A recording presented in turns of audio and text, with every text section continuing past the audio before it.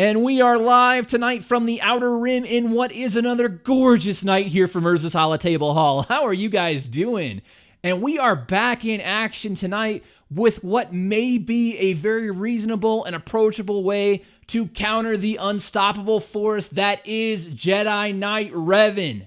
And your boy Urz can't take full credit for this one. As I was talking with Mobile Gamer during his stream yesterday, we saw the request come in for a Maul lead, but they had Thrawn in the place of Nest. And what would happen is that Thrawn would get targeted immediately from Mark, and he'd just be gone.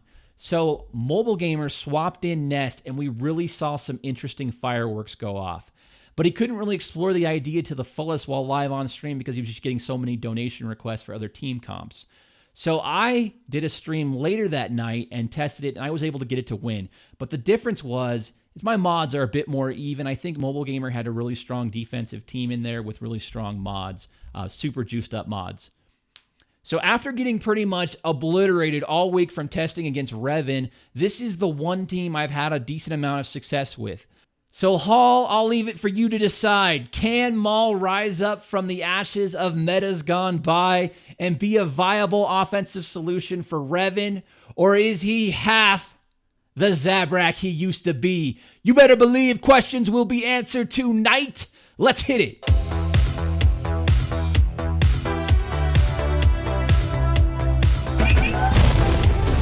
Before we get started here, guys, just a gentle reminder to go ahead and hit that like and subscribe button down below. If you enjoy my content and want to keep the neon lit over at Urza's Holotable Hall, do hit that like and subscribe button.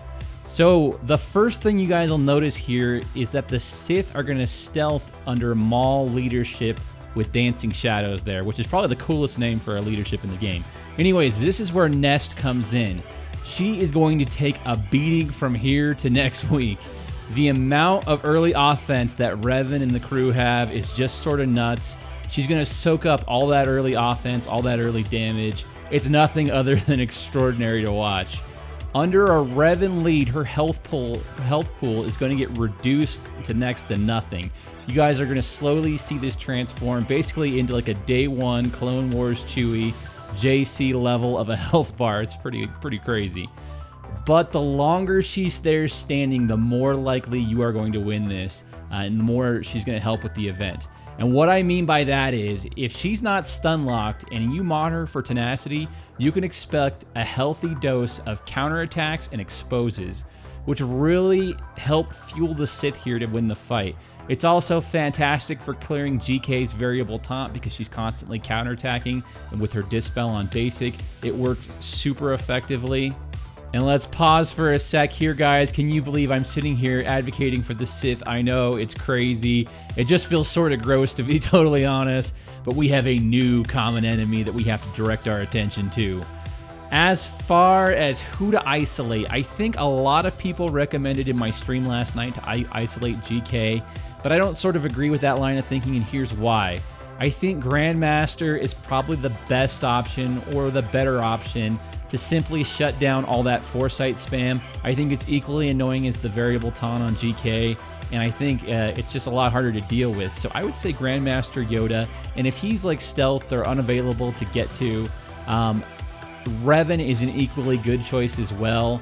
I did have him in my footage, you'll see it here, I did have him isolated, and he went ahead and did mark while isolated, and it just wasn't effective at all. So pretty interesting to watch. Do look for that in the footage I have for you guys. As for Maul, he does a whole heck of a lot here through his leadership ability, and what I really like is the ability for all the Sith to stealth when critically hit.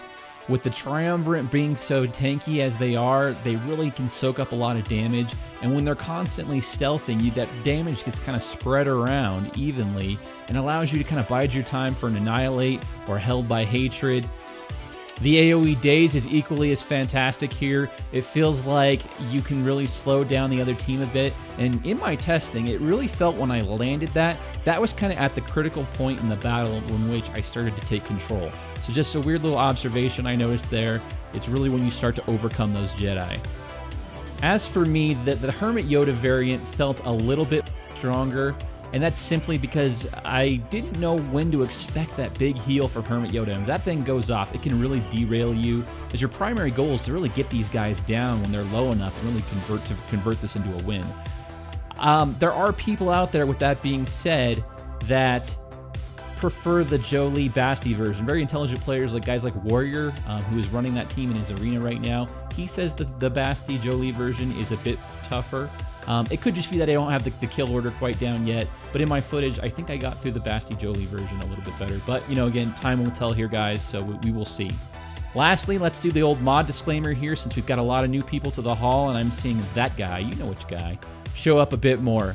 So the mods here are sort of not perfect on both sides. This is intentional, guys. Showing insane speeds is cool and all, but there are plenty of game changers out there that already do that. That's sort of not my thing. I like to show attainable speeds in all my mods, and I try to keep the matchups pretty similar in the added speeds. I will try and prioritize speeds on characters that would normally get fast mods, guys like Nest and Thrawn and Yoda, that sort of thing. But overall, you're only going to see insanely jacked up speeds on maybe 5 to 10 people in your entire arena shard. That's like probably less than a percentage, maybe a percentage. So just keep that in mind. This is intentional, and this is for light theory crafting, proof of concept, and just entertainment, guys, so don't take it too seriously. So I'll let this footage play out for you guys. Let me know what you think about this potential counter to JKR, Jedi Knight Revan.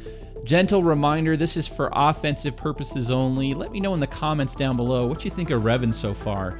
Is he too much? Is he too little? Or did CG strike a nice balance here? Lastly, one more birthday shout out.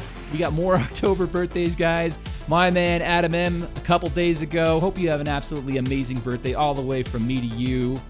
Be sure to swing on by the bar over at the hall tonight. I've set aside a nice tall boy of Carillion Ale. We had a hunting party of Trandos come through the hall the other day, and they cleaned us out of Bantha Blaster, so I hope this will suffice, my friend.